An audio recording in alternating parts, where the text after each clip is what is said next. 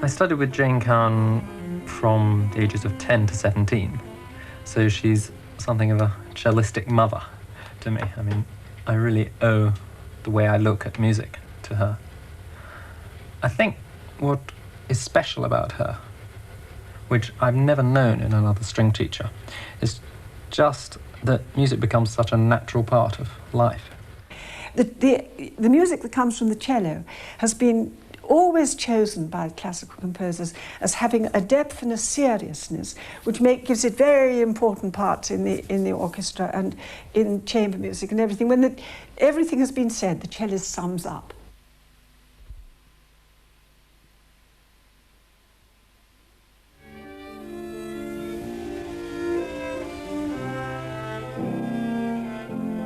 That's right. Now that time you were very unindulgent. Always when you have little bits of melody here and there, bring them out because it encourages her. And your thing, as you get more and more intense, so you should be moving towards the bridge, should you not? Yes. There are too many things to think about with stringed instruments. They're impossible. Don't know why we take them up. Why do we fall in love with them? Oh, we are such fools. Come on. Would you like us to do that again when you come in? And articulate your entries, please.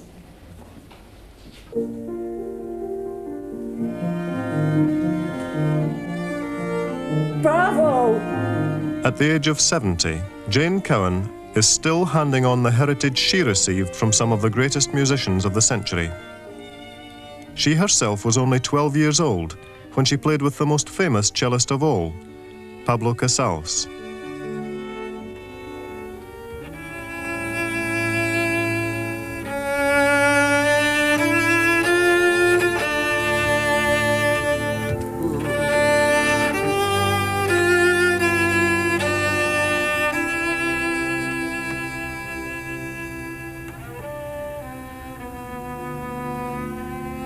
When I went to play with Casals, it was because I was invited there by Donald Tovey, who was a great friend of his. He adored Donald. And so he asked me if I'd do it, and I said, yes, I'd love to. And so I got up on the platform and played through the first movement, and after the first movement, I turned round to this greatest of men and said, gosh, you are musical. And he never forgot that. Of course, everybody burst out laughing their heads off that I should say anything at all about Pablo Casals, but least of all, oh, you are so musical. And from that time forward, he was very, very friendly with me whenever we met. I mean, we met with great enthusiasm. And I suppose the reason that I was available for the cello, for consideration for the cello centre directorship, was just that Casals always did believe that we were on the same line. At that time, the young Jane was a pupil of the writer and composer Donald Tovey in Edinburgh. Later, she studied with Emanuel Feuermann, who said she could be as great a cellist as any if she wanted the life of the virtuoso. The musical thing that I got from Feuermann was the thirst for absolute perfection and ease, so that one could play the cello without thinking of oneself or even of the music. The music played you as it went along. In the 1930s, she played at Salzburg and Paris and could easily have pursued a concert career. But with her marriage to the organist and teacher Christopher Cowan in 1938, Jane turned her back on the prospect of solo success. When I married for good. And you can't be a wife and something else. I played in the schools where my husband taught, and I loved it all. If you can get people into your family, and you're doing music with that family, as we did, that is life. Family first, that's our life.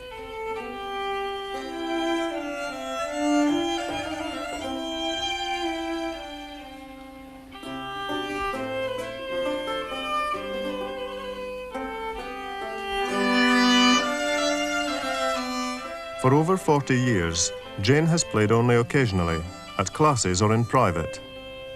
She concentrated instead on raising 3 children, all now professional musicians, and on teaching other people's children. But it was while teaching that her fears for the future of the classical tradition crystallized. Teaching the children in this school, I found out that the children from 3 to 6 were musicians right through. They could accept everything that you gave them of music and understand it. And that as one went up the school, one found less and less understanding of great music as the children grew older without it. And when we got to the university-trained teachers, there I did begin to feel frightened for the future, because they knew nothing of it. They knew nothing of it at all. This in Winchester. Then in the 1960s, she was invited to become director of the Pablo Casals International Cello Centre in London. She seized this opportunity to rekindle the classical flame through her teaching.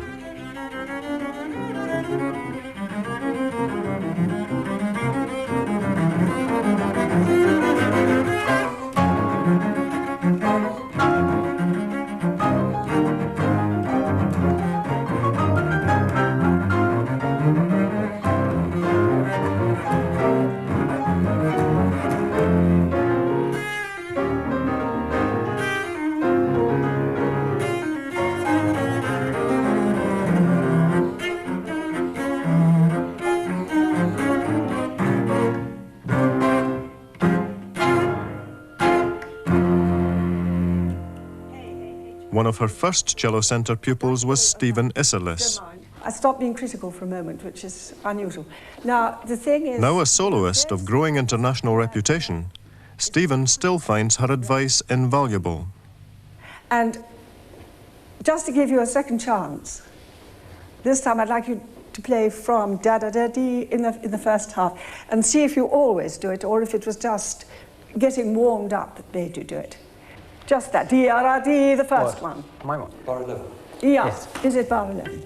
I don't notice any dots on those notes, but I heard them in the performance.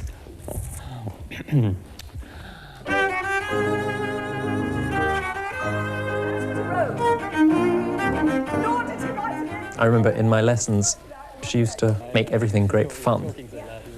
There were sort of games she used to play, and she used to tell stories about the pieces of music I was playing.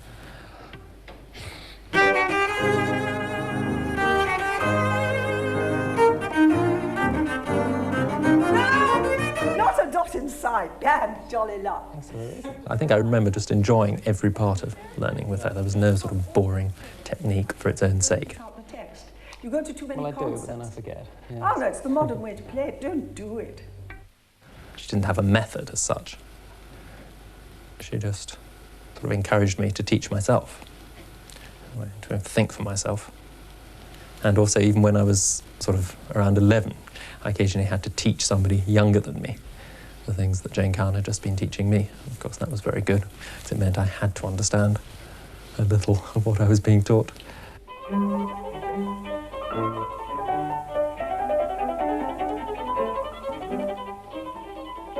In the 1970s, Jane removed the cello centre to her husband's ancestral home, Edrom House in Berwickshire.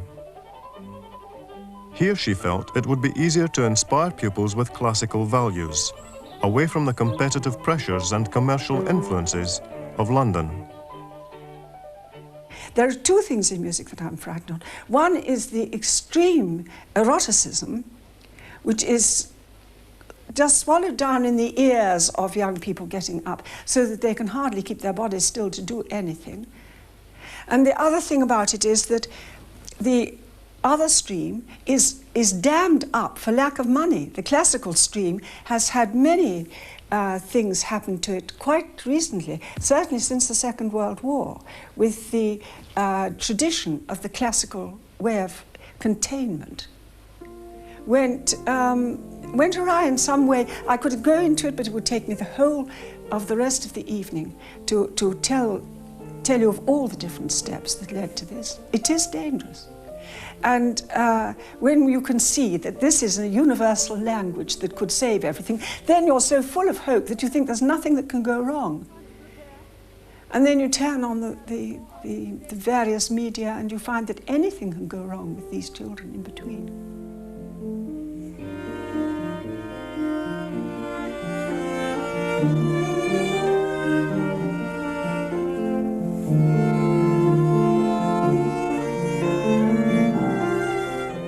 In the tranquility of Edrom, the emphasis is on natural, unforced music making, and this is helped by playing on gut-stringed instruments. The introduction of modern wire strings, Jane thinks, has contributed to many of the faults in contemporary playing. The roughness of the gut gives a quality to the sound, and you search out the quality with your bow and you get the sound that you want, and you can bite. And all the time you're in control. Now, if you don't have gut strings, you have to replace with another kind of technique the natural pulsations that you get in gut strings. And in doing this, you find that music is turning into this. Now, it's becoming hysterical. And worse than that. And music which ought to come as a comfort and lie on the spirit like balm, it becomes that you have to go to the pub halfway through the concert to get through. It excites. I mean, this sort of thing has all happened now since this technique took over.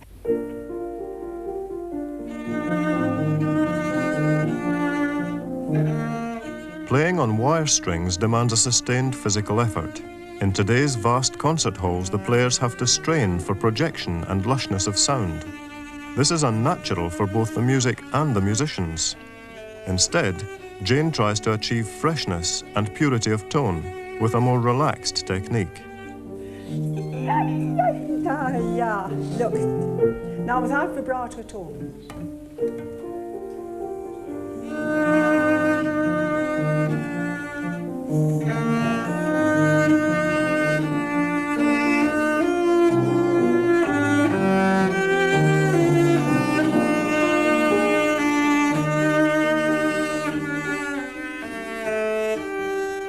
All the movements in string playing are natural.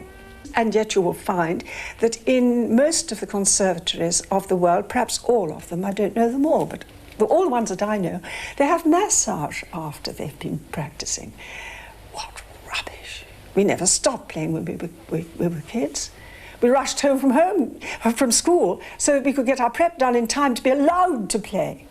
But now there's this, not the suitable feeling of sinking into the instrument and listening to what's happening from afar, but doing it. And that's where it's gone. You get, for example, instead of, and then everything has to be measured. So you get,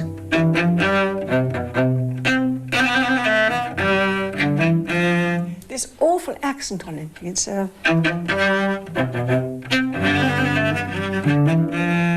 da-da-dee, da-da-dee. It's da-da-da-da-da-da-da-da-da-da. You go home having done your week of Bach, and you go and do something more interesting, like looking at television, for example. You see, it's no longer a life fulfillment.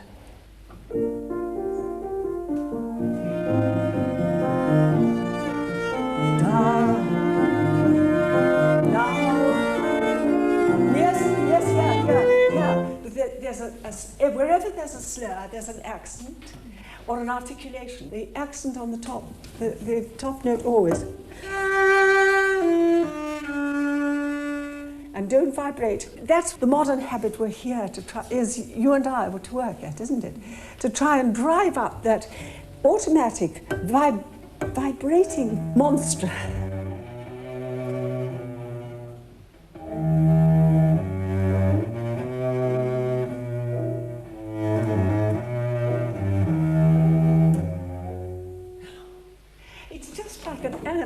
Masticating like this. You know? It's such a wonderful opportunity to be able to actually study here with such a great teacher. It's hard to stop, and you're doing wonders. Cause I think it's very important having a place like the International Cello Centre, because there's not much like down in London. You'll get the Royal Colleges, but it's not the same atmosphere as up here, where they concentrate more on understanding the music up here. And you just sort of feel that you know the composers more, as if you're friends of them. Although pupils have come to Edrom from far and wide, the doors are always open to local people. Their once great musical traditions have been in decline, but Jane wants to see the old instruments out of the attics and back in people's hands where they belong. There were hiding clubs all over the borders. And when I came back here, I expected there was remnants of them, and they were. There were remnants in the garrets where they'd been pushed away, these things, because they weren't being given any kind of educational advantage as far as anybody could see, and no one would pay for the children around here to have lessons or were interested in doing that.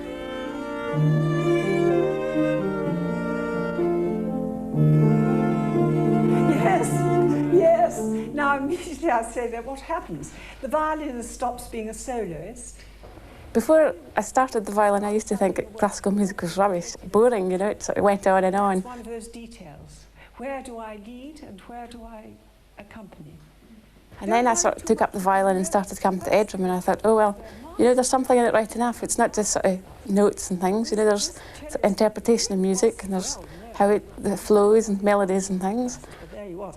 And he started off his thing with the first note like this. Cazal's put up his bow. Already there are many things wrong.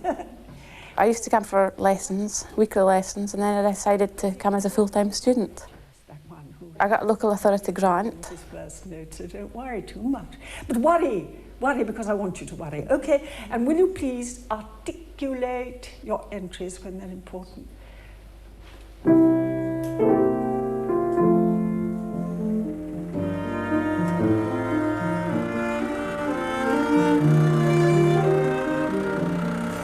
Bravo!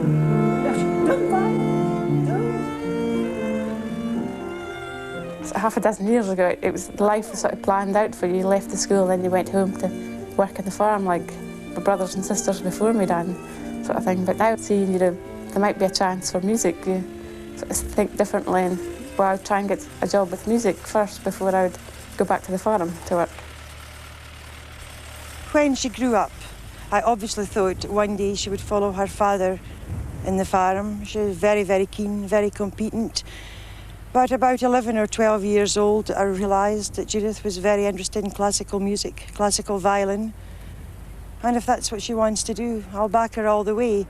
There wouldn't have been half the people that studied instruments and kept them on for so many years. Like myself, I wouldn't have taken up a violin if it hadn't been for this place, and I wouldn't have even thought about doing music as a career.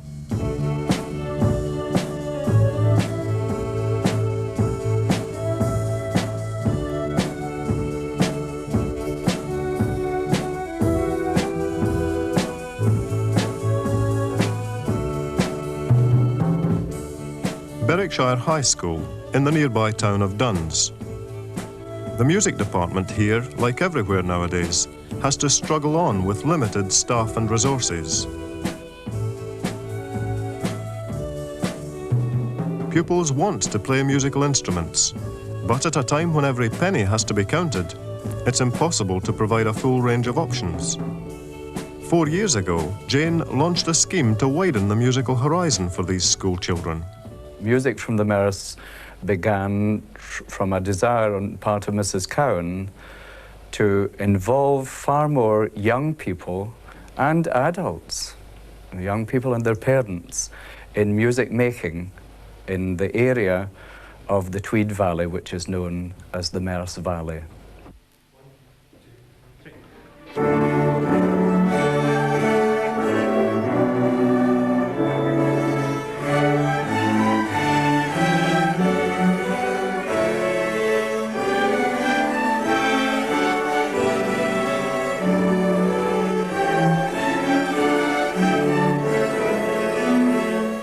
The music from the MERS scheme means that any local child can have access to professional specialist tuition at Edrom House at prices their parents can afford.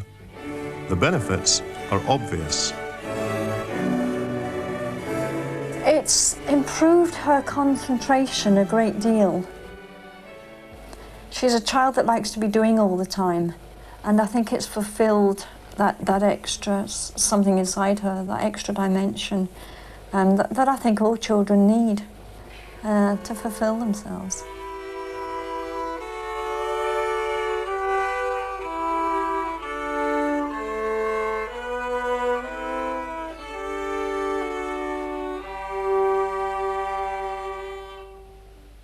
We thought it was super the local children had this opportunity coming to them rather than people go out looking for music teachers, and it was there on our own doorstep.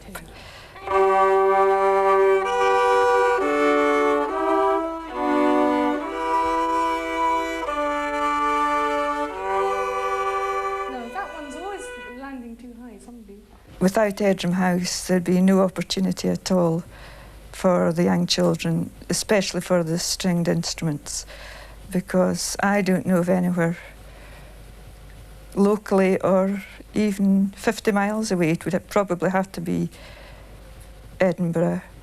1, 2, 3, 4. Dum, dum, bum, bum, bum, dum. Oh, bad luck, you're out. You didn't go far enough with the extension. Right, so you got, hold on, let's see how many points you got.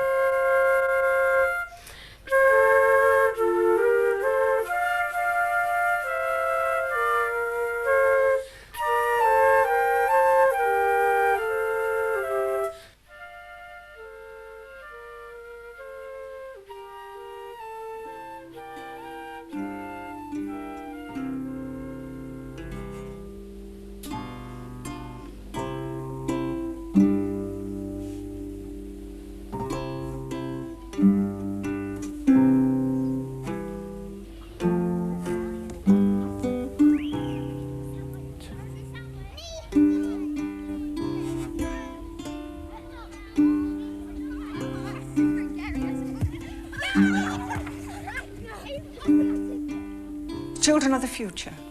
There are people who've shut their ears and shut their minds to the reality in music. And for these, we can only hope their children may perhaps teach them. But preach to them, you can't. And especially not if they've got into this way of expecting a different kind of excitement in music than the one that you listen for and engage yourself in.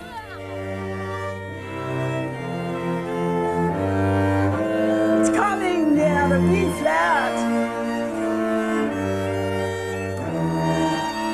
Yes, shout encouragement.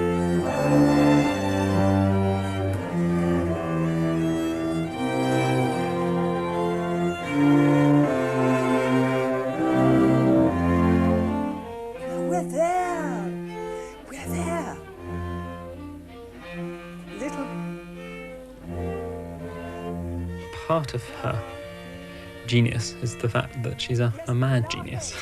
I mean, it's a stroke of madness, I think, that enables her to just somehow inspire one. What's your philosophy of music? I don't know. I don't know how to put it in words. I could put it in music.